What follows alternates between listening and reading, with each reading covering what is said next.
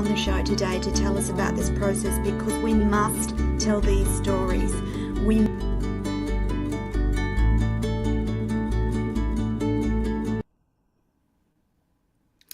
Good morning, Australia. Good evening, America, and welcome to everyone listening across the planet today. This is the Author and Artist Hour, and I am one of a co-host team, and I'll introduce you to my glorious co-host, Kez Wickham St. George, in a moment, and our fabulous guest for today. But before I do that, if you're listening live on LinkedIn, Facebook, YouTube, Twitch, and Twitter, just remember, we have the team waiting in the background to provide you with the links to anything that we talk about today. If you want to catch up on shows that you've missed, please jump on to our YouTube channel. We are on a bit of a crusade this month, the month of May. We want to hit, going into June, we want to hit 25,000 subscribers. So please, I'd love you to jump on and subscribe to the Tony Lontis YouTube channel. You can see replays of the live shows on Tony TV, available on all Roku, LG and Samsung smart TVs across the planet, and also available on Binge TV networks, Zondra TV networks, Hero Go and Paz TV across the US. Now, a special part of each and every show is our Welcome to Country, which acknowledges the important part Indigenous communities play in the development of our country's cultural identity. So today, I want to respectfully acknowledge the people of the Yugambeh language region on the Gold Coast, Queensland, Australia, and the Noyuga people, the traditional owners in Perth, where Kez is, and they are the traditional owners of the land on which we meet and broadcast. And I want to pay my respects to the elders past and present, and all Aboriginal and Torres Strait Islander peoples here today. Now, I co-host this show with the gorgeous Kez Wickham St. George, who is in her own right an international best-selling author's mentor. She's also an artist and does amazing book reviews. She helps many, many, many authors across the planet grab their idea for a book and translate it into a published book. She has connections with wonderful publishers across the planet, and I do too. And of note is our guest today, the gorgeous Natasa Denman, whom I started my own publishing journey with all those years ago. It's not really that long ago. It was only 2019. However, the past few years have been challenging, and it seems like forever. It feels like I've known Natasa forever, and she is an amazing human being. She is the ultimate 48-hour author, a highly sought after professional speaker, coach, and mentor. She is a 14 times published author and creator of the game-changing business model, 48-hour author. She's helped over 600 solopreneurs become first-time published authors in 15 different countries around the world, including Australia, the US, United Arab Emirates, and Canada, and anywhere else. For anyone else listening, Nat can help you out from across the globe. So 3 years ago, Natasa also founded her own publishing company, Ultimate World Publishing, and her authors are now writing their second and third books. I'm lagging behind. I have a number of books in my head. They just haven't made it to paper yet. Anyway, I digress. Appearing in all major media outlets across Australia, including the Sydney Morning Herald, the Financial Review, and The Age, Natasa is changing the way people do business in Australia and the world. And she now runs a multi-7-figure business with her husband and 3 gorgeous kidlets from home after pivoting the business from an offline to highly successful online model during coronavirus. And we've all been impacted in some way by this nasty little virus, but I know from personal experience that Natasa has done one of those most amazing pivots, and we're going to ask her a little bit about that in our interview today. Good morning, Kez. Good morning, Nat. Good morning. Thank you for having me. We are delighted. I am a little biased, of course, because Nat is not only a personal friend, but she is my publisher and the reason that I am on the journey that I am. So it's a it's particularly good for me to be able to interview the person who started me on my journey and who mentored me in a way forward that was not only about writing a book but about starting a business and looking at what was next. So, Nat, I want to know from your experience with all the authors you've worked with, what holds a person back from writing their book? That's easy. It's themselves. It's their mindset. They're standing in their own way. So my biggest challenge is to help them get out of their own way, give themselves permission, because really the number one reason is their self-doubt and fear. So that's what it all boils down to. They can say it's not the right time, or I don't have the time or the money to do this, but really deep down, we always find it's that, giving themselves permission to get their story or message out into the world. And Nat, sometimes it's just about making that decision. I know that that's what it was for me because I had a book running around in my head for 5 years before I met Natasha. And it was actually making that decision, okay, now's the time, and then creating space to actually do it. So I stopped the consulting company that I had at the time and sat down in the July of that year and wrote for 5 months straight until the November. And then as we got into, and had it edited along the way, but as we got into further editing and book cover and all the rest of it, I was actually traveling at the time and still managed to do it. So there shouldn't be any excuses why someone can't write a book quite quickly. And there's no excuse with the technology that we have, is there, Nat? No, absolutely not. Once you make that decision, it actually happens all very quickly. I don't know if you've heard this saying, but it takes a bloody long time not to write a book. Correct. So I always say that to my authors. Once you've decided, you could be holding a book in the next 3 to 4 months. So which to be the case, with what you do. So yeah, it has to be. I think it's a sliding doors moment where people will either say yes, or they'll turn up to a seminar or a thing another 5 to 10 years later, still wanting to write that book. So I said, it's one of the things, if you're going to put it on the back burner, it'll stay there, and months and months and months and years pass by. And sometimes, Nat, it's just a matter of taking conscious action daily. So write for 5 minutes every morning, 5 days of the week, and sooner or later you'll have a book. Or record. Like that was one of the things for me, was to learning to, I don't have to write, I can actually record. And Kez and I have talked about this often, the power of recording versus actually sitting there and writing. Oh yeah, I'm so impatient. I think a lot faster than I can like move my fingers, even though I can touch type. I just rather like speak it out than clean it up. And that's how the process obviously works with what we do. But not everyone prefers that way, or they don't have the confidence to speak. So we still teach them the unpacking and the structuring process, but then they'll continue typing because they prefer that anyway. So you can do it both ways, but if you can speak it, you'll be a lot faster. I agree. I totally agree. Nat, it's nice to meet you. You too. I'm a one-man band.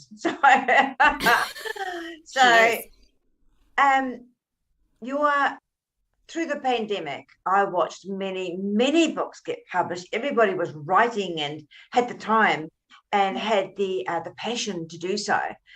We all felt being in lockdown was totally unfair and all the rest of it, even though it was keeping us safe. Whatever the argument was, suddenly a book appeared.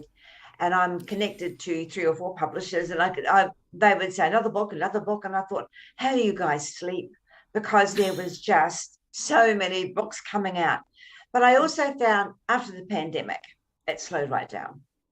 And I watched sort of things dry up a lot. People were back at work. So in your role as a mentor, how do you convince people that writing a book is the right thing for them? They get hold of you. And I mean, the first thing any writer does, if they're anything like Tony and I, we'll jabber for hours about why we want to write a book. So how do you convince a person it's the right thing to do? Well, I do run a half-day seminar that I've been running now for a decade, and I run it 40 times a year, 35 to 40 times a year. And this is really the seminar that builds up that big why. And actually, Tony attended that probably 6 months before she came to her retreat with me. And in that seminar, it's about challenging them to think bigger, that it's not just the book. It's, first of all, what's going to happen is who you're going to become as a result of writing the book. So I have this famous quote: it's not about writing your first book, it's about the person you become at the other end of it, which is that personal transformation that you got to up leveling. And then the second thing is, don't think $20 or $30 product. Think bigger, think the credibility, think how can you implement through the information or the story that you have shared, and therefore provide transformation for other people. So my whole thing is, I'm a business, really I see myself more as a business head than a book. And I'm always thinking book, okay, what's the business behind it? You know, and I know Tony's book was a autobiographical story, but because she hung out around me and I talked a lot about business and stuff, what has come about and what has resulted in some of those things. And sometimes people may start with a life story and there really isn't a connection to what a business might be. But it is about, I want them to get return on investment, and my passion is to get not just return on investment 10, 20 times, people building 6 or 7 figure businesses from it. So people that join me, I kind of want to model my journey. They might sometimes not want to start like with a business, but if they hang out a bit longer, you know. I was going to say, Nat, you've just triggered a memory in me, and I think I actually said to you, oh, no, I don't want a business. And I think you subsequently said to me, like years later, you were the least likely person I thought that would be an entrepreneur. And I'm like, wow. And that just triggered in my memory. I'm like, oh yeah, that was a big change, wasn't it? I'll probably have the email somewhere where you said that. I just want to write a book, Nat. I just want to write a book. I don't want to do anything else. Ha ha. Specifically. So for me, I didn't, I think with the pandemic, there was a lot of limiting beliefs that people had of what was going to happen. And I was one of those because I didn't think what I did could move from offline to online. I thought, no one's going to invest in my thing just by meeting me on Zoom. I mean, I need to travel to these cities and meet people, and they get to feel me and, you know, come to the retreat, which is the experience and all that. And that was just a limiting belief. After I did 2 or 3 seminars on Zoom, and one of them was the LA event, and that was the defining moment where it just shifted, and about 9 people signed up to write their books from that seminar. And I was just like, yeah, I just need to pretend like I'm there with them and all this sort of stuff. And now we're 2 years after, you know, moving online. I haven't seen a decline. Maybe other people have, but like I always kind of have this belief that there is always people looking for what I've got to offer. I just need to find them. And maybe some periods I'll get a lot more no's than yeses, but overall my business grew. Best year was 2020. We went down a little bit in 2021 because we were fully online, because we went from an offline hybrid year to a fully online year, and we were figuring out our Facebook ad strategy. Sometimes they were working and sometimes they weren't, and so that was a bit of up and up, but still it was a 7-figure year. It wasn't nothing to sneeze at. This year we are on track for the best year yet. Wow. Yeah. How exciting is that, Nat? Yes. We're a multi 7-figure year. We're half, not even halfway, and we're already at 7 figures. So yeah, there is people out there. You just got to find them. Nat, what you offer writers is kind of a little different from lots of other publishing houses that I work with, and I think that was one of the things that drew me to you.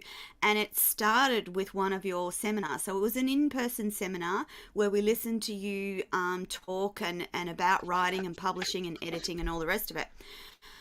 But part of the reason why I went with Ultimate World Publishing was the education that was available to us that sat behind the book. So it wasn't just about writing and publishing, it was about what was next, and that was where the start of thought around business probably stemmed from. And then, of course, hanging around Nat, you can't help but absorb the tips and the education that comes with your packages.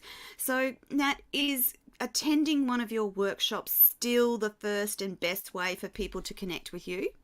Yeah, so that's what we were going up and down last year, where we were offering the seminar as a paid seminar, and that's how it worked offline. And when we went online, it still kind of worked, and then it started to dry up, where people, I think, got used to attending free online seminars. Yes. And that's where we kind of took a whole 6 months of making a firm decision. You know what? Let's make it free. And with a VIP upgrade, which there's still some paid people that come into it. But the volume of leads now, like Tony, I ran one yesterday, 350 people registered. Then not everyone shows up. Let's say we had 50 people show up. We had about 15 VIPs. But from those people, like all the 300 plus will be on my database now. If they didn't turn up yesterday, maybe they'll turn up to one in the future. We'll nurture and we will send emails. Like now I have a copywriting guy over from Macedonia, where I come from, and he's in charge of writing all my emails. And he's so good. I love it. Wow. And so he's nurturing everybody and like making sure they're staying engaged and all that sort of stuff. So week after week, and this is why I say we do 35 of these a year. Like now we've got 4 Tuesdays in a row, because I've just returned from Fiji and I'm going to go to Bali at the other end of the world. And so I'm like, we work hard, you play hard, right? And so, yeah, that is the best place. It's still the half day. Nothing's changed. Everything's just delivered through Zoom. And we discover our authors worldwide now, not just in the capital cities, which is where we used to tour out to. Now it's people in remote towns, like far away in Canada and the East Coast in America, everywhere. Like usually New Zealanders, Americans, Canadians and Australians attend. That's where Stuart does the ads. But having said that, though, you can work with anyone in Europe, Russia, Ukraine, anywhere. Yeah, as long as they don't expect me to reply at my dinner time. That's why, like, usually the US market is kind of like it's our morning, it's their evening, and they're finished work and then they can get on to their book writing kind of things, and it works really well. I did try Middle East, and of course we can work with the other side of the world. You just have to be mindful of the time differences of when you're going to get responded to, because it can, when I used to work with the Middle East, it used to interfere into my evenings, and it was really, hard because you never switched off. Yes, definitely. Yeah, I find that I can't imagine being as busy as you. I really can't. It would just drive me insane if I was as busy as you. But where did this idea that you have now, where did it originate? From me, I've always been my first guinea pig. I've kind of gone to literary degrees. I mean, I didn't speak a word of English before I was 14, so I didn't even have that kind of, strength. I just decided I would go away on a weekend with a girlfriend after I had already written a couple of books. So my first book I did it the slow way. Well, it was only 80 days really to write it, but to me it was much slower than 48 hours, right? And I knew the power of a book. And then when we decided to call half 6 chapters each in this other book, I said, let's go away on a weekend. We can both touch type. We can do it. We need to work really hard, but we'll smash it out and then we'll get on with our businesses, because we were consulting a lot one-to-one still in those days. And I just didn't feel like stop, start. And so we went away. But before we went away, we interviewed someone. And by interviewing him as a bonus chapter to the book, I actually recorded him because I realized I couldn't write fast enough when he was talking. And when I recorded him, I thought, well, I'm not going to transcribe this. Like, takes forever to do that work. So I found someone for $20 to transcribe this 20-minute interview. And when he came back, he was like, oh my God, it's exactly like him. This sounds like him. So I need to tighten it up. Just, because when we speak, you use longer sentences, you throw in some words that don't look good on paper. And so I did spend an hour tightening it up, and I go, cut and paste. And then this idea of why should we be typing these 6 chapters? Why don't we unpack our chapters, which is what I call the chapter unpack template, have our why, what, how, what if. And actually we deliver webinars on these topics. So just like literally talk as if you're delivering a webinar and no one's talking back at you, right? And so then I worked out the maths, 17 to 20 minutes per chapter, over 12 chapters. You're going to give us these 40,000 words, which we were aiming for. And so we went away. We spent 3 hours writing the book and we had a girls' weekend away. And then the book was in our hands 72 days later, because as you know, with publishing, editing stage, layout stage, and then printing. And then a few months later, I thought, if I can write half a book in 3 hours, why can't I take people away on a weekend, reverse engineer what I did for myself and get them to do a full book? Like I'll give them 7 recording hours, 6 for 12 chapters, the 7th one for introduction afterward.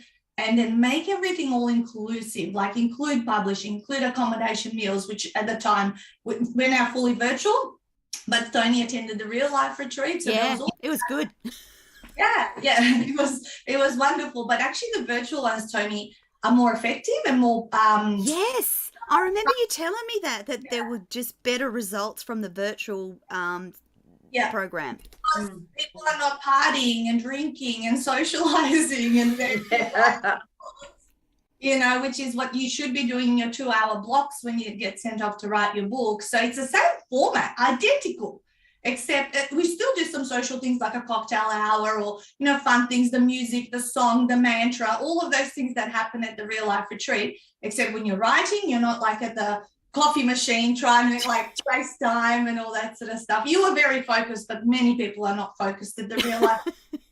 They use it as a holiday, and therefore they lag. And Kiers, just to answer your question, no, I'm not so busy. I have everyone within this business now. Everyone has a role. It used to be just me, right? Okay. And at that time, it was very busy. Now my husband's like marketing, all about Facebook ads, and preps the authors ahead of their retreat. We've got 2 girls in publishing, so they just move all the emails. They have got 55 books currently in progress, right? And then I've got my Lendi in the Philippines, my 7-year virtual assistant. She's event coordination, confirms everybody. She does my Amazon bestseller campaigns and everything. I'm really the face of the business. I'm doing the training. I'm doing fun stuff like this with you guys, you know. Yeah. And make sure the systems are there so that, you know, we're smooth and everything runs. You know, we've got editors, designers, they're contractors, and then copywriting guys. So once you outsource, it seems like a person's busy, but I looked at my calendar. Every month I've got 2-3 weeks blocked out. I went to Queensland in April. May we just went to Fiji. Now we're going to Bali. We're having a white Christmas in the US. Like literally, I'm going to go back to Queensland with Mum next week, Tony. So if you want to do lunch, I'll be there next week for a week with Mum.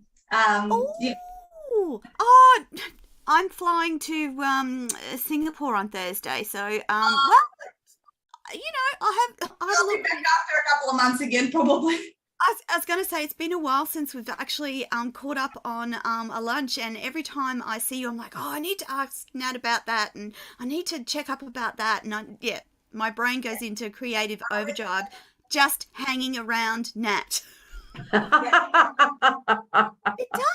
It does. I can honestly say that that's where the start of that entrepreneurial mindset started, and I was the least likely to follow that path. But there's something about the way that Nat does her systems and processes that made a lot of sense to me, and that's why you include them as part of your book writing publishing package. We talk about marketing and all the rest of the stages of, because getting your book written and published is just the first part. There's a whole range of stuff after that, isn't there? Yeah, absolutely. I'm actually starting a membership program today after this call. And it's a way to help more of my authors publish their books, but at the same time we're chunking everything down in 60 to 90-minute workshops, and then if they've been part of the membership for 24 months, they automatically qualify for to publish another book. And I'm starting with 30 today. Wow. I'm super excited. So I'm chunking it right down, Tony. Like, you know, you've been to master classes where they're whole day things that were social media for authors or online programs. Yes. So these will be small chunks every week, 40 weeks a year. and they're going to like just to build their infrastructure, because when you're newer, and you would have had that years Oh, yeah. Years. much to set up, and your brain cannot hold everything. So this was Correct. initiative for this year, and I thought I'd be starting with 10 or 15 members, but I'm 31, so like Oh, it's lovely. Yeah. So, Yeah. Nat, how can people find the membership? by secretly messaging me, and I'll send you more information, because you know what I'm like. Damn! I say yes, and then I work out the how. I haven't even put this on my website. I've only shared it inside my secret communities, and kind of launched it there. But it's going to be a permanent thing that stays on. And some people who can't afford my whole program because is a high investment, they could chip away and learn to build the marketing and the infrastructure. But then at the end of it, they finish with a book. Absolutely. What a fantastic idea. Membership that leads to a book. You like the sticking point, because the incentive is you need to stay for 2 years, because a lot of the time people coming in and out of memberships, right? Yes. Because I say cancel anytime. I don't mind if you cancel anytime. There's no nothing's holding you. But the fact that there's If an you incentive. stay for 2 years, you will get the book just by being part of that membership. What a great offer, Nat. And if they wanted to publish that book after year 1, all they can do is top it up to say the 2-year point, and I'll publish their book. So there you go. That's Yay! See, I love the innovation that you can do with entrepreneurial business, and it's different from traditional business. It gives you scope and creativity to do whatever you want, doesn't it? I just love it. Every year I invent something new. I just like, I sit there and, you know, the Amazon bestseller campaigns was just something that I did for myself. And then someone said, can you teach me? And I said, take me too long to teach you. Do you want me to do it for you? And I said, yes, I did it for them. And then I did it for another 10 authors, because it's just a lot of techie things and strategy and that. And that learn it. So then once I did 12 authors, I systemized it, and then I taught my virtual assistant to do it. So to this date, Lindy, my virtual, she's the superstar of Amazon bestsellers, and she's done over 100 books, and we have 100% success rate. Not one have we missed when we've run a campaign. Wow. It's amazing. And Nat, is that part of your publishing packages as well? Is the Amazon? No, it's separate. It's separate. So some authors want it, some authors don't. I always teach them, look, guys, it is a strategy. It's a hack, you know, but when people see Amazon stamp on your cover, your perception out there is increased. You know what I mean? Like what people think of you. And the ones that have done it, they've given me feedback about comments they receive from others, because when you're rubbing shoulders with Amazon, everyone knows who they are. Therefore, borrowing their credibility. Definitely. Definitely. I'm soaking on all this knowledge. It's amazing, and you're amazing, Nat. Now, if you once you've published a book, what is the promotional package that you offer? Well, everything's included in our retreat program. So, for example, with we don't do the promotions for you. Okay, so we are all about educating and empowering you to do the things, because a lot of the time people, when they're starting out, they're time rich, cash poor, right? And so if I was to do stuff for people, I would have to charge them so much because of our time, right? So as Tony said, she's attended quite a few of these. 6 times a year, we do masterclasses. And a masterclass is a full day event online now via Zoom. And we have topics such as social media for authors, online program creation, bums on seats, speak for profit, sales mastery, mindset for authors to achieve success. I've done outsourcing for authors. So every year, because I don't know, Tony, if I shared this with you, but I made my retreat program be lifetime mentoring, which meant that if people like yourself wanted to write another book, they complimentary attend another retreat without payment. Yes. Lifetime attend their masterclasses. Lifetime. I've invented also the coaching couch with Nat. So that's a fortnightly 1 hour power with me, no agenda, come in, ask your challenge or question, direct access, and everyone else gets to learn from it. So that's something that I added in. You know, you'd be welcome to join it. You know, there's no cost. So what I tend to do, Kez, is give my retreat author, so my ultimate package, the biggest package that there is, so much because the relationships span over a decade. For some of my authors, so I had an author, just to give you an example, 7 years ago, did my 3rd retreat, and I've done 40 now. And she reconnected after 7 years, and she started coming back to the masterclasses and coming into everything. Just the other day, she signed up to do book 2 and Amazon bestseller. And now she's doing membership too. So my whole thing is keep connected, keep adding value, and then the new things you invent, your people are going to want to, some of your people are going to want to partake in. Yeah, Absolutely. fantastic. Tony? In thinking about the sorts of books that you publish, what's the highest category? Are they non-fiction, i.e. business? Are they fiction? What's the mix of the authors? Yeah, non-fiction, business related, I would say is 60%. I would say 30% autobiographical healing kind of books, like just need to bucket list item. And those people, half of those people then end up thinking business like yourself. And then the last 10%, I would say we do some fiction and children's only publishing, because those kind of books are not suitable for my retreat program. I always say, look, I can help you publish through the publishing company, but really you're not going to get value from coming to a retreat. The discussions we have there are not suitable. And so we've done, I've been helping a pilot publish the Valkyrie Chronicles, and it's like a 7-series, big books, like 90,000 words and all that sort of stuff. And he's just signed up for 5 more publishing packages all at once, because he's just smashing them out. I would say that would be the percentage divide. But really my ideal person that I want to help with wants to grow a business behind their book.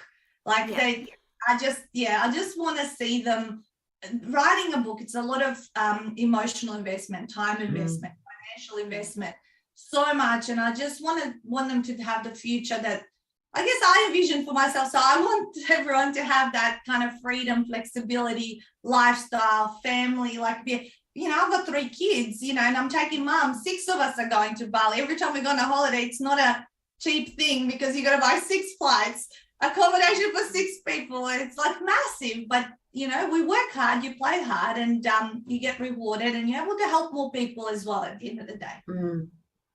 Excellent. Now, what is it about, I know that you said this to me right at the beginning, that a book gives you credibility that you won't find elsewhere, and I wasn't sure that was going to happen, but there's something about a book and a business that gives you additional credibility. You found that through most of the books that you've published, yeah? Oh, yeah. I mean, I don't think I can get any more credibility than I already kind of have after 14 books, but I still write about a book a year, and I'm on the cusp of starting probably the next one. And I ask my authors, what do you want me to write about this time around, And they'll want to know how I stay super organized. What did I learn from my mum? Because I often talk about my mum and her lessons of every beginning is hard and all this sort of stuff. Yes.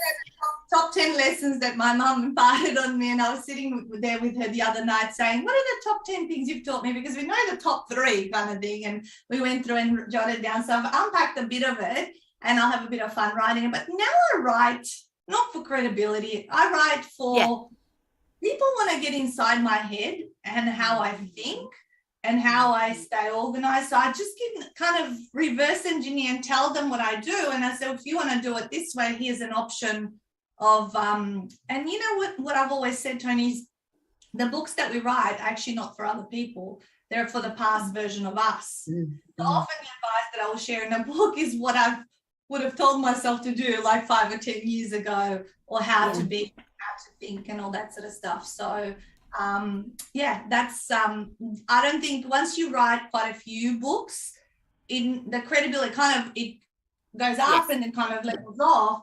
But then people are buying all my titles. Like they've started following, and the next title comes in, they buy it. And I have no pressure to sell my books because I know I make a bigger impact in the other ways that I help people. So there's always, there's no need to carry a lot of books as well nowadays. You can print on No, demand.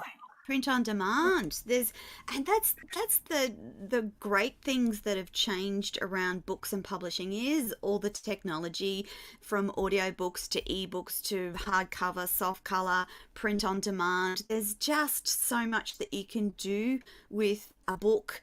And again, in terms of a business, if you want to give credibility to your brand or your business, then a book is the way to go, isn't it? Well, I call it your business card on steroids, right?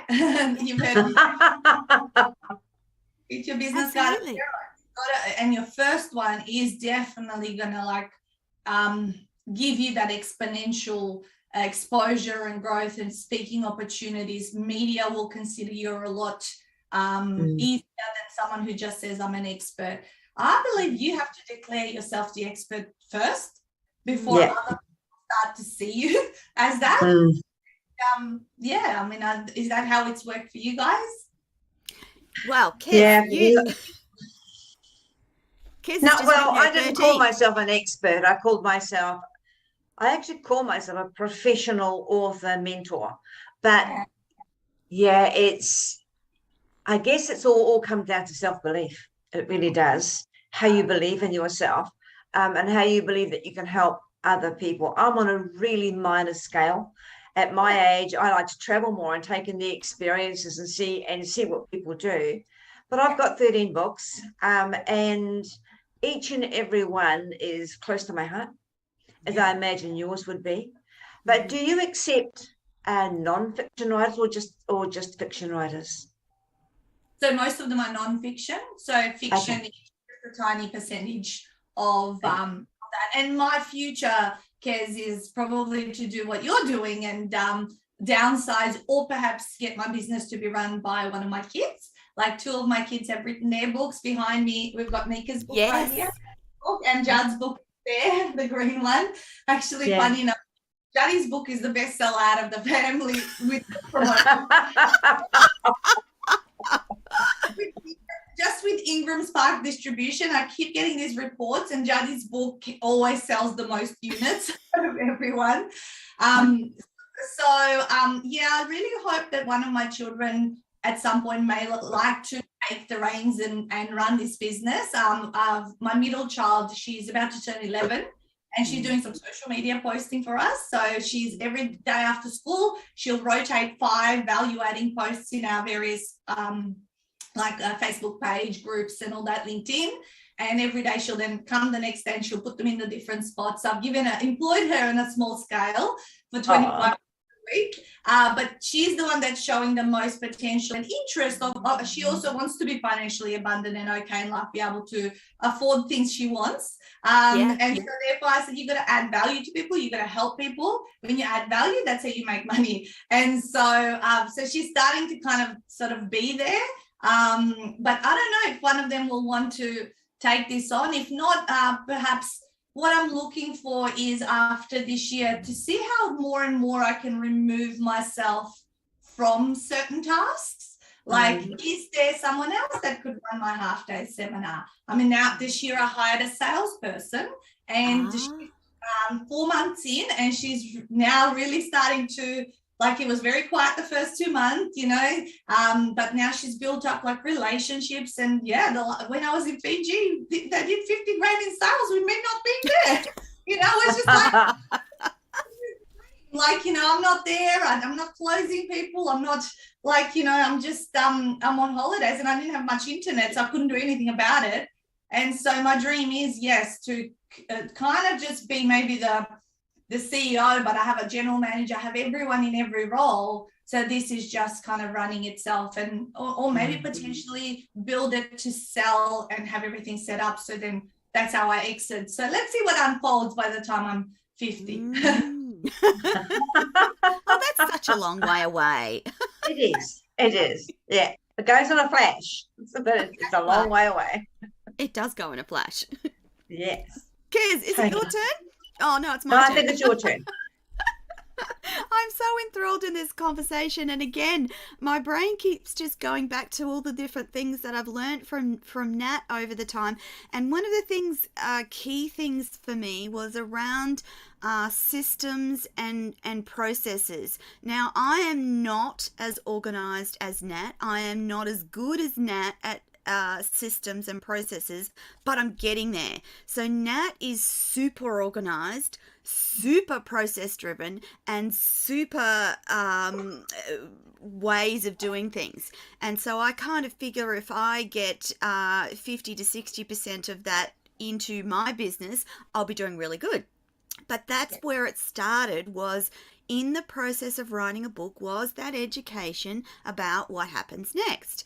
And that has stood me in good stead for developing a business after writing a book, was those processes. What is your email sequence? What are your offers? What does this look like? And for me, of course, I've been evolving and evolving and evolving. It feels like every 6 months I'm changing and updating what I offer and how I do it.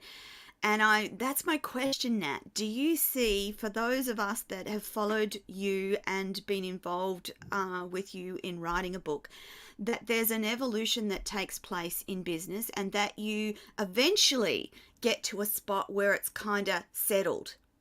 Oh, yes, you do. Yes, it Excellent. Does. Excellent. Good to know.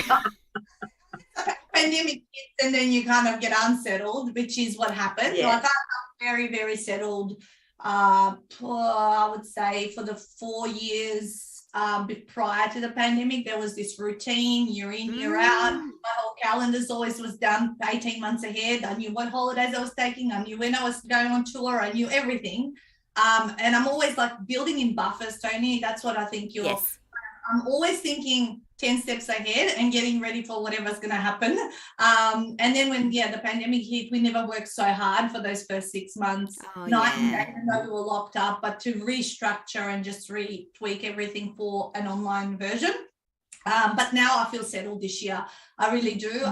Last year, as I said, was a bit of a, like, are we going to make this seminar free or whatever? And then towards the end, we kind of felt it started going right. And then now it feels like a really good routine. Why I also have put on the salesperson, because there's no human possible for me to follow up that many leads and that many people that are in our pipeline and all that sort of stuff. So you do settle, but of course there are moments where you will need to, like when I started a publishing company, it's actually coming up to 4 years this August. Oh, wow.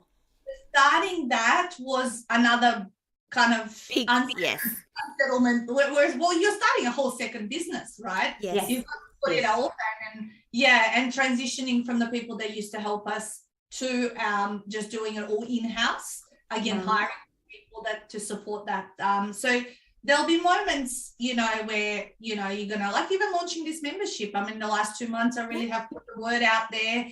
Make sure everyone knows it's happening. Today is the launch. That doesn't stop that who's going to come into it. But so we need that link, Nat. Like, we need that link so we can add it to this video. Yeah, I can send you the document. I haven't put it on the website.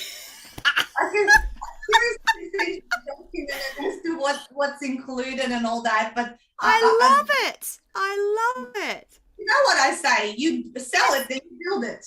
And yes, and I have seen you do that again and again, and that's exactly what I've been doing. Think about it first and then work out how it works. Yes. And I guess that's what led me to that question, because I feel like I'm constantly evolving and I'm like, oh my God, is it going to stop soon? Is it going to settle soon? Like, I just get one thing organized and then it's like, oh, right, okay, this is what's next, and this is what it looks like, and this is how it's going to get up. And so it's actually really encouraging to hear that that's still happening for you and that that's okay. That's what happens. But you will feel, because everything else will be settled, when you introduce something new, it's just going to make you a little bit busier for you to launch it. But then that'll become part of the routine. Like the Amazon bestseller, I was very busy figuring it out myself and then training my assistant. But once I handballed it over to her, I don't think about it. She's the boss of it. Same as the girl who published a whole year. My publications manager, I was by her side, kind of training her, making sure we have all the emails in the system set up. But once I did that, Vivi actually trained Julie, who's her publications coordinator. So I never had to train her.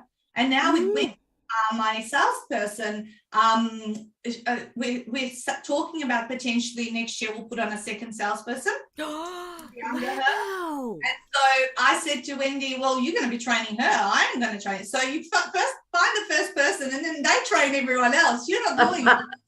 That's right. That's exactly right. Yeah, I agree. I don't want too big a team. Don't get me wrong. I'm not here to, I think this business, the size it is, I'm happy with it. It just, I now want to organize it so that it needs me less and less and less every single year so that, I can do those things. The choice of, enjoy. People think I'm a workaholic, but they actually don't realize how much time I have off. I don't work weekends anymore. I don't work most Fridays. I don't work public holidays. We shut the business for 3 weeks over Christmas, and I don't work school holidays. So that's when I travel with kids. So with the kids, and yes, I'll pick up my emails on a business day, but there's not much because actually everything everyone else's pending folders. I get 2 or 3 emails a day that I have to answer, but that's it. I was just going to say, one of my other key things is I aim for 0 emails in my inbox because that was something you taught me. Now, so far, I've been able to get it down to between 3 and 5 on most days. However, there's just times where you'll just go, boom, and there's like 200 and it'll take me a week to get through them, and I always have Nat's voice in my back of my head. Keep your inbox clean and tidy, get it down to 0, and I'm like, I never quite get there. Don't forget, there's also, obviously, there's emails that cannot be cleared immediately. Like, for example, this interview today, the email was sitting there in my pending. So I have the main inbox, and then we have pending for Nat, for Stu, for Lindy, for Vivi, for everyone's got its own pending folder. So when we open up on the day, whoever's relevant, because we only have 2 emails in the business, the main book one and the Natasa Denman one, and my husband has one that is just private to him. But actually the whole team works only off 1 email. So just another great piece of advice is working off 1 email as well. Like, powerful. Yeah, and then so if I have another interview next week, with someone in the US, that's just sitting in my pending because I know I need the Skype link or whatever I need to get to. Once I've done that, I'll click it. But the main inbox is 0. And then in the pending, in the pending, it's not like hundreds. It's only like 10 things or something. I'll count to 2. But sometimes they just need to live there just until I get that thing done. Just until you get, Yes, I'd leave them there until they get done, and then they go into another box, out of my way, forgotten about. And don't give your business email for like subscription in closed stores. So I use my Yahoo crap email from long ago. I subscribe with that to those things, but my business. That's a good idea as well. That would solve one of my problems, most definitely. Years later, still learning from Nat. Like, you will, powerful experience. Kiz, it must be your turn for a question. I'm too busy listening to the conversation. See, it's always like this when Nat and I get together. You should see us when we have a lunch date. It's like a because there's so much. There's so much to say. Nat, I've done this, and we're doing this, and we're doing that, and then I'll ask her advice about something, because that's the relationship that Nat has with her riders. They become part of her family. That's important. That's really important, because I know that if ever I had a big question that I couldn't figure out myself or couldn't get the answer, there's always Nat. I go, hey, Nat, what about blah, blah, blah, blah, and et cetera, et cetera. So looking at what you've done and what the plans for the future are, I'm wondering if there's one piece of advice that you routinely like to share with new riders. I just say get out of your own way. Get out of your own way to do this, because not one person has ever said to me, I wish I didn't do it, that wrote a book. Everyone always says, I'm so glad you made me do it. And I said, well, Yes. I didn't. You had to do it yourself. I just hopefully inspired you and triggered something in you so that you said yes to yourself a lot sooner. Don't wait, because we change. That's why we write so many books, Kez, isn't that right? Because we change and evolve, and the person we're at this age is not the same person 5 or 10 years ago. And if you've been writing 5 to 10 years, probably you need to just start from scratch, because you're going to say it differently. And that's why the writing of the book so fast makes you relevant and of the now, rather than something that went on for years and years and years. So that's what I say, just get out and just get on. Writing a book is a temporary pain in the butt. Okay. So yeah, I agree. Yeah. Temporary. Once you've done it, you'll benefit for life. I agree. Yeah. Well, out of all my books, the 13th one was my story. I've taken a while to write it, but the 13th one, and I found that it took longer than any other book I've ever written. It took longer because I've grown. I started off when I could remember as a child. I've grown in so many ways, as you said, to a senior in my life, and the places I've been and the people I've met, they all came into it. And suddenly you turn around and you think, I am so grateful to have met all these people that have taught me something. Meeting Tony was an absolute delight. And 2 years later, I'm a co-host on her Wednesday show. Meeting yourself, and seeing what you do, and knowing that I can also help encourage people to go your way and connect with you. Life's a very funny thing. So if you don't get your book out there, you're going to miss out. And that's the truth. You are going to miss out. So, folks, write your book. We've all got a fabulous book inside us. Everyone has. Yeah, absolutely. And now's the time, because if you leave it, it just goes on and on and on. So do it. Now, you've got a special offer for anyone wanting to write a book, the 48-hour way. Can you tell the audience about that for us, please? Yeah, I'm just putting the links in the chat. Yay! I have a link for this. I will send you the document about the membership, though, because and I need to get my butt into gear and get it on the website properly. But I've just put up the links to the half-day seminar. Okay, so the one that run every 7 days. Sometimes there's a 2-week gap. Sometimes but there's 30 of them a year, and always this link is irrelevant because it only updates the very next date.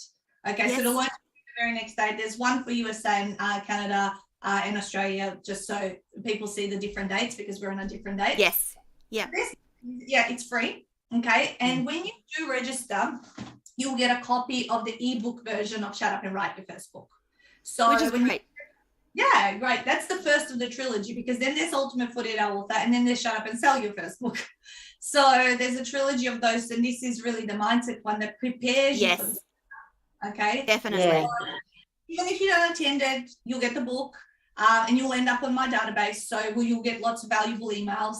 But certainly attended, they're live. That's something that doesn't happen very often. A lot of people run evergreen seminars. They're all but yours are always live, aren't they, Nat? Always live. My husband co-hosts with me, he does a session on unpacking a book. And there is an option if they wanted to upgrade to a VIP, then they would get the second book, which is the 48-Hour Author one, with a few other bonuses. It'll pop up and show you guys. But my main website is very easy to remember, writeabook.com.au.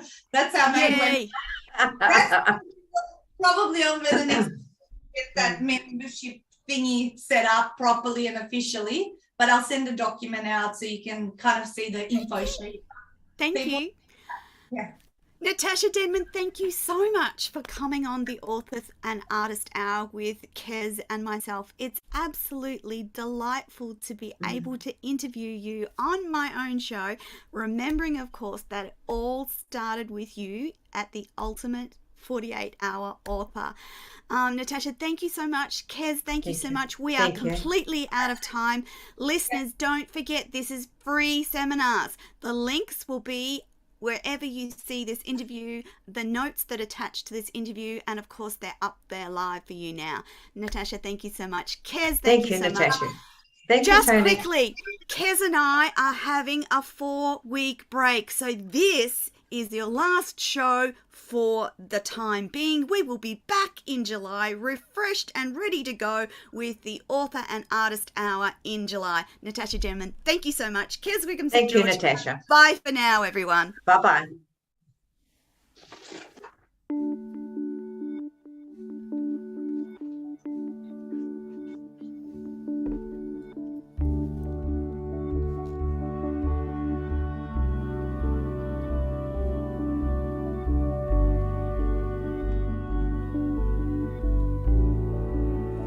I'm so grateful that you've come on the show today to tell us about this process, because we must tell these stories. We